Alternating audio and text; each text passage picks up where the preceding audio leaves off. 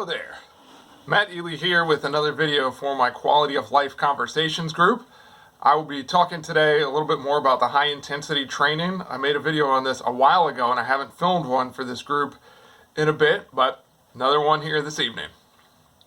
First, has nothing to do with this topic, but you can see my Christmas tree is still up in the background. That's on my to-do list to get that thing down. Definitely past the Christmas season. With that said, made a video on high intensity training a while ago, and the framework for me was safe, efficient, and effective. Is there a method of exercise, of training, for people who don't have a lot of time and feel like working out 20 minutes once or twice a week would be a reasonable commitment for them that will be effective in that amount of time, and is it safe? Because if we can meet those three things, we know we won't hurt ourselves. Hurting yourself doing exercise is supposed to make you healthier. Doesn't make any sense. If it takes longer than we're willing to give, then people won't do it. And that's the biggest barrier that a lot of people have, is they don't have time to exercise. And then it has to do something for you. If you train but you can't see the effects, then why are you training? My prior video talks all about that. So what I thought I'd show in this video is a quick demonstration of 2 exercises so you get the idea of how to do this. If this topic interests you, again, Google search Arthur Jones, Nautilus Fitness Equipment, or Google search Body by Science by Doug McGuff and John Little, or the podcast Corporate Warrior by Lawrence Neal. You'll find all that you need to do to know to design a program for yourself. I'm going to show a push-up and a squat because you can do these at home for free and you can get started. The basic framework is you want a push-in exercise in the horizontal plane, like a push-up, in the vertical plane, like a handstand, or what you might call a pike push-up if you were doing body weight training, a pull-in exercise in the horizontal plane, which would be a rowing type of motion, a pulling exercise in the vertical plane, such as a chin-up or pull-up, a squatting movement or a leg press, and then potentially some core work, so a crunch or a plank or some type of back extension. I will show the push-up and the squat. Here's the fundamentals of the movement. Of the concept rather. Move slowly. Do your best to eliminate momentum. At the point where you change direction,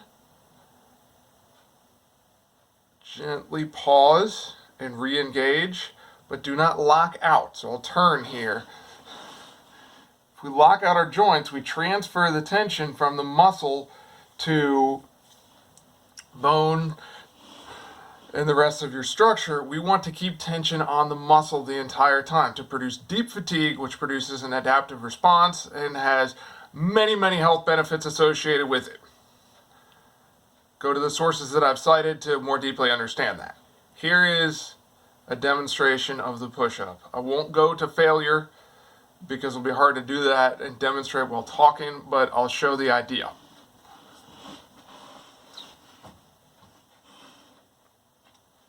So I'm starting in my top position. If I were doing this with weights, what a lot of people want to do is come and blast out of the top. Doing that gets you using momentum. It increases risk of injury. If our purpose is safety, then we're not going to train that way in this style, high intensity training. We move slowly, pausing at the bottom part of the motion, coming up. I do not lock out.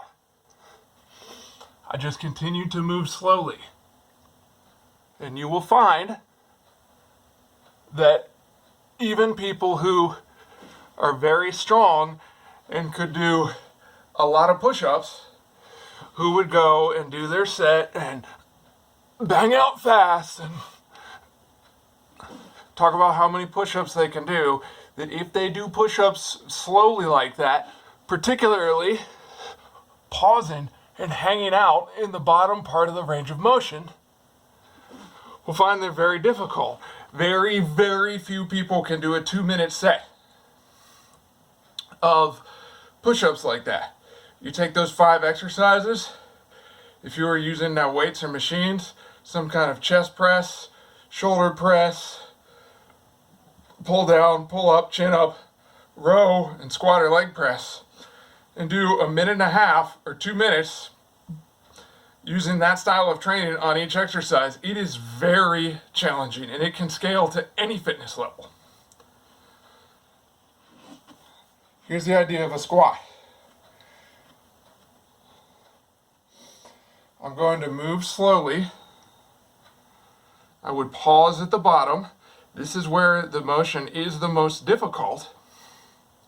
So if I pause there, I make it harder,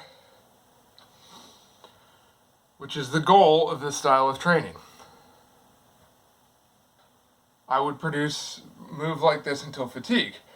And where I am with squats, I could do this for a very long time. So if I wanted to make it harder, I wouldn't go all the way up.